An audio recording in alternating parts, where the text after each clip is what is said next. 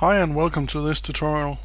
Today I'm going to show you a fast and easy though effective way of making huge LED panels like you see on stadiums and concerts and so on. I'm going to start here by making a simple plane here to be the ground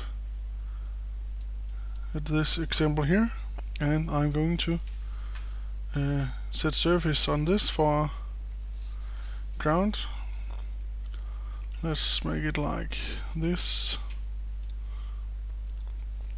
and I'll go to make a new here, the planar I want to be my LED panel, and place it here. And I'm gonna extrude it back a little bit here. I'm then going to select these polygons here and set them to be the back of the panel, like this. I'll then take this here, call this back also, and bevel it in a bit, bevel again, bevel again, bevel again, and bevel a little bit out here. So the screen is inside the border here. Okay. This panel here, then I'm going to set surface for display. I'm gonna turn that to become black, like this, and I can now go and save this panel test. Okay, let's send this to layout and take the camera up here and drag like this. Now for an LED panel like this, you can make it both for still images or so on, for commercials like stuff in a stadium, but you can also do animation on it, like play movie parts or animations within the display, which gives a pretty nice effect. I'm going to surface panel here, and I want to select the display, and let's start by loading up some graphics on it. So I'll go here to my wake drive here, and I'll select, let's say this, and now I have a little animation here. It's not the same proportions as the display here, but I'll just automatic size it here so you can see what's going on. I'll then go into adding a new layer here for a new image, and for this I will load an image I have ready here, which is nothing but a small white dot on a black background. This I made in Photoshop. You could have made it several other ways. As you see here in the display, it's rather big right now, but I'll scale this down to say 1 centimeter, 1 centimeter, and as you see now, my display is divided up into small LED displays. So now what I need to do is to transform this into an alpha channel for the animation over here. So I'll go up here to the blending and choose alpha. And what you see now is small LED dots here with which is displaying the animation here.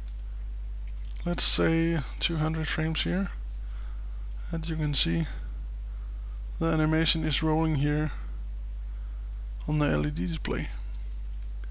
I will then display to here if I take my lights off.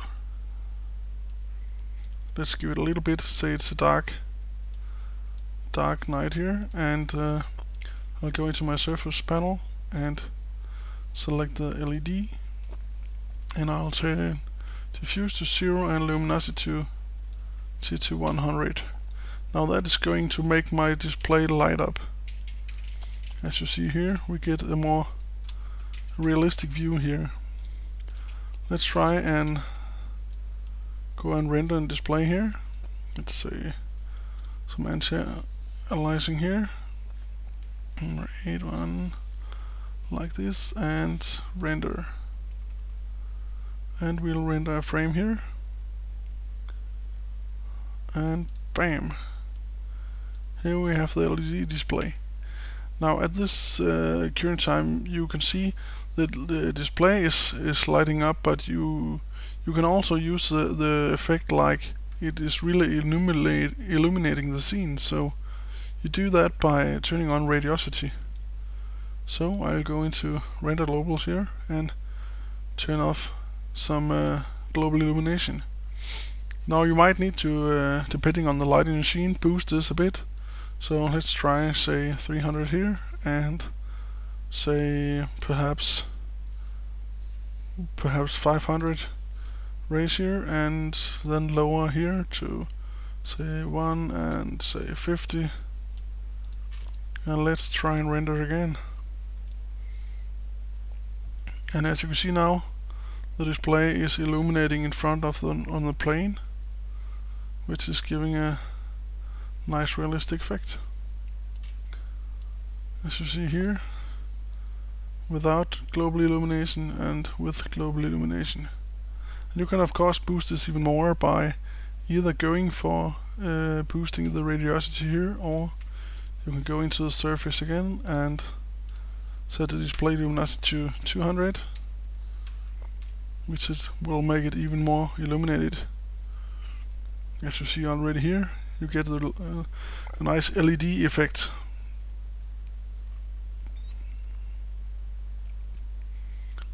Like this. And it's starting to look pretty good here. You can see how the colors here bleed out on the plane and so on. One thing you might be aware of if you are trying to animate this, and here I'm talking about animating camera, is that due to the small dots here, you might get into getting some interference with the camera. I'll try set the camera here, and over here I'll pull it back a bit just to see, and I'll render again.